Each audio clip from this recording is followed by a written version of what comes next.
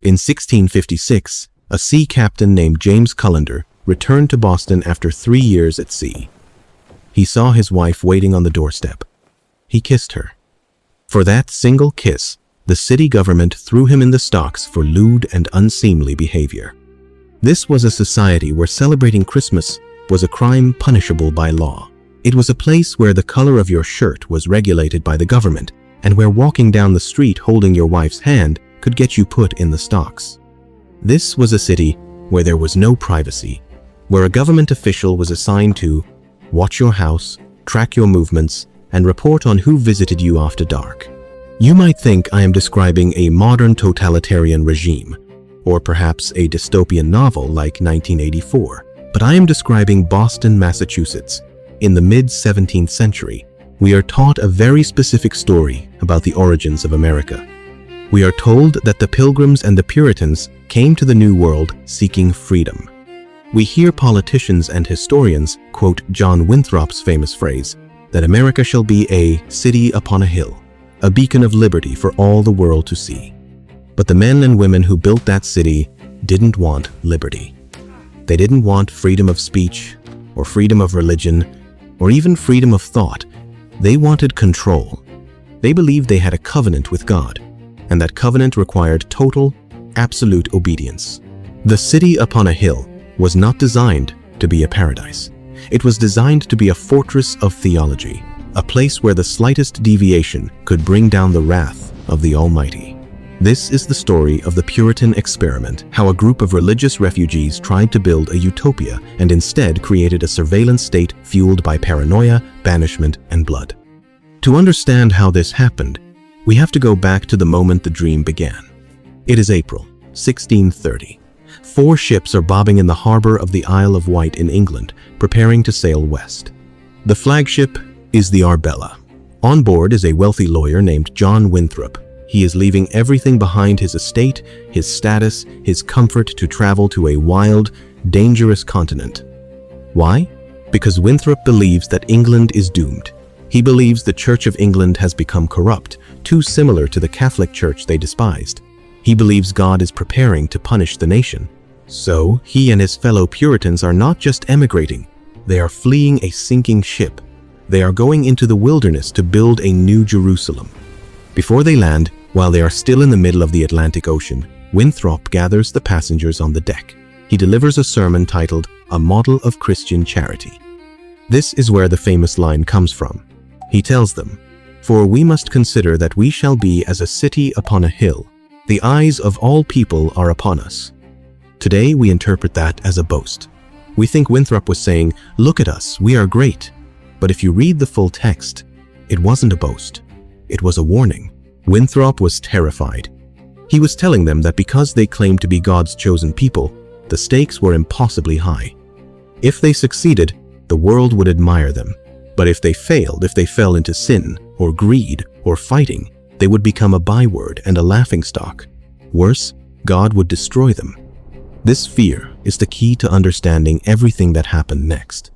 The Puritans didn't oppress people because they were naturally cruel. They oppressed people because they were scared.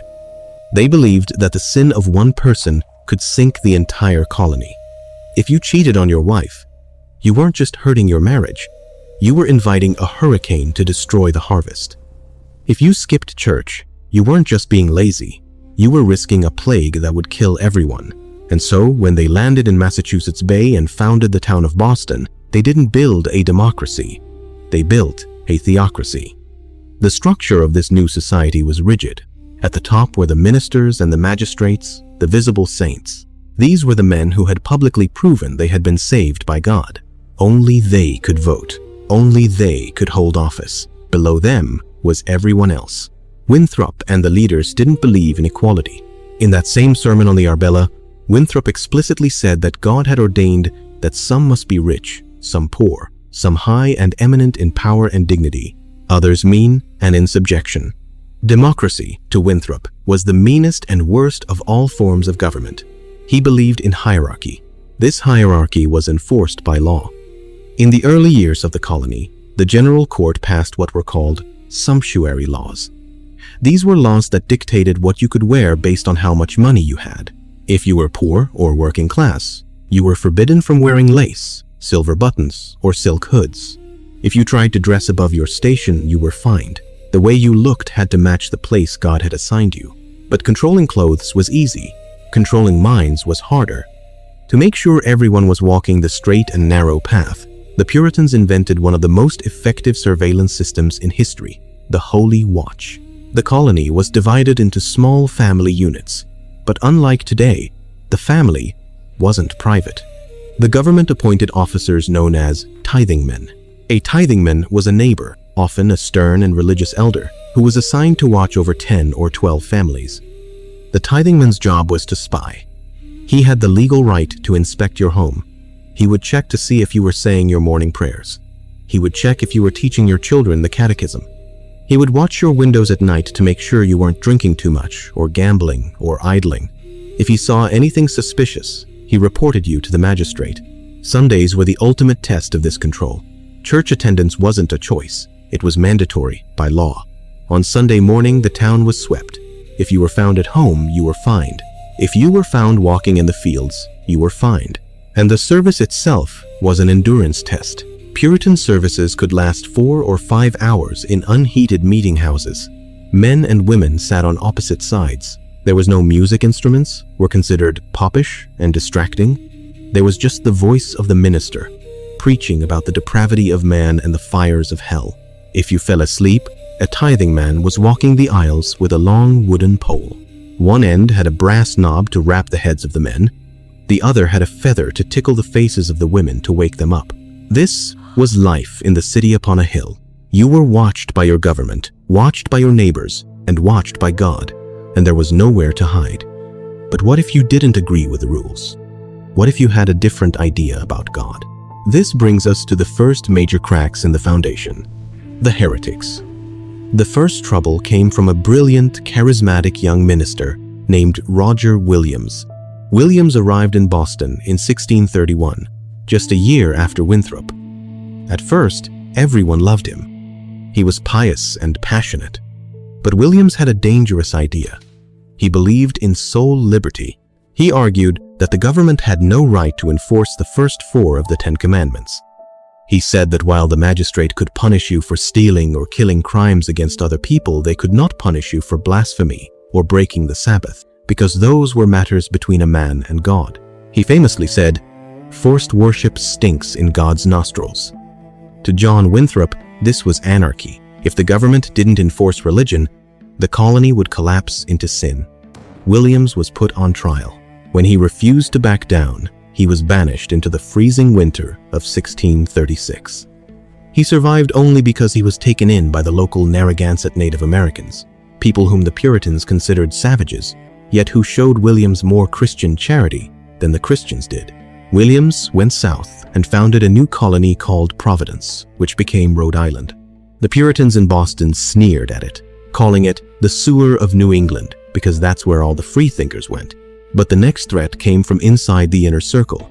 Her name was Anne Hutchinson. Anne Hutchinson was everything a Puritan woman wasn't supposed to be. She was outspoken, intellectual, and a leader.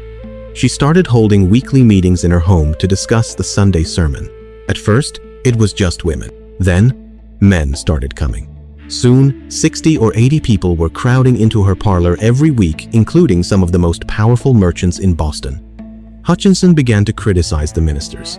She claimed that most of them were preaching a covenant of works, basically, that you could earn your way to heaven by following the rules. She believed in a covenant of grace, that God saved you based on faith alone, and once you were saved, the Holy Spirit spoke to you directly.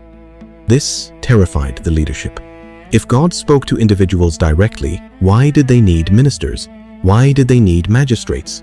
Hutchinson was undermining the entire hierarchy of the colony.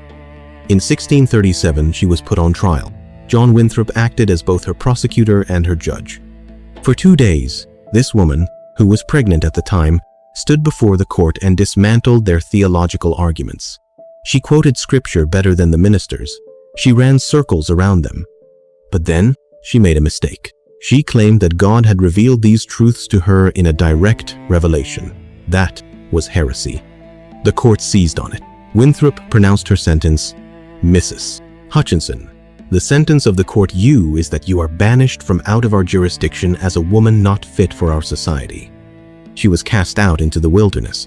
Her family was eventually killed in a Native American raid in New York. When the news reached Boston, the ministers didn't mourn. They celebrated. They called it God's hand. With the troublemakers gone, the Puritans doubled down on their quest for purity. They began to wage war on anything that resembled culture or fun. In 1659, the General Court of Massachusetts Bay passed a law that is hard for us to comprehend today. They banned Christmas. To the Puritans, Christmas was a pagan festival. It was associated with the winter solstice, with drinking, feasting, and the popish traditions of the Catholic Church.